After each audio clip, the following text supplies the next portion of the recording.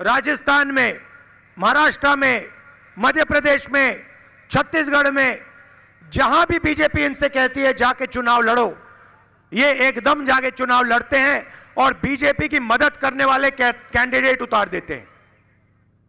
అది మహారాష్ట్ర కావచ్చు, రాజస్థాన్ కావచ్చు, ఛత్తీస్గఢ్ కావచ్చు, మధ్యప్రదేశ్ కావచ్చు, ఏ రాష్ట్రంలో ఎన్నికలు జరిగినా భారతీయ జనతా పార్టీకి లాభం చేకూర్చే విధంగా ఎంఐఎం పార్టీ అభ్యర్థులను పెట్టి ప్రతిపక్షాలను ఓడగొట్టి భారతీయ జనతా పార్టీ విజయానికి ఇండైరెక్ట్ గా सपोर्ट చేస్తా ఉందని వాస్తవాన్ని గ్రహించమని కోరుతా ఉన్నాను। तो ये सबसे जरूरी बात है कि अगर आपने एमआईएम को, बीजेपी को वोट दिया तो आपका वोट जाया होगा। ఎంఐఎం కు ఇచ్చినా బీజేపీకి ఇచ్చినా ఏ మాత్రం తేడా లేదు।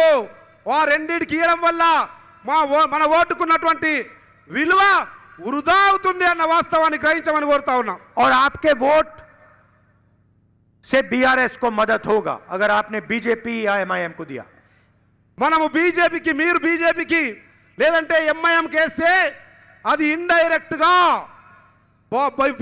బీజేపీ ఎంఐఎం ది ఇండైరెక్ట్ గా బీఆర్ఎస్ పార్టీకే లాభం చేకూరుతుందన్న వాస్తవాన్ని గ్రహించమని కోరుతా ఉన్నాం।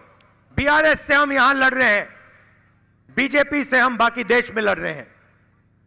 ఇక్కడ బీఆర్ఎస్ తోటి పోట్లాడుతా ఉన్నాం, యుద్ధం చేస్తా ఉన్నాం, రాజకీయ యుద్ధం।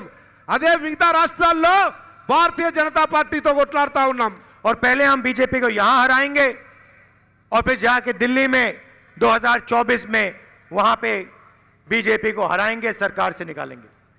ఇక్కడ బీఆర్ఎస్ ను పడగొట్టడమే కాకుండా బీజేపీని కూడా రానియం।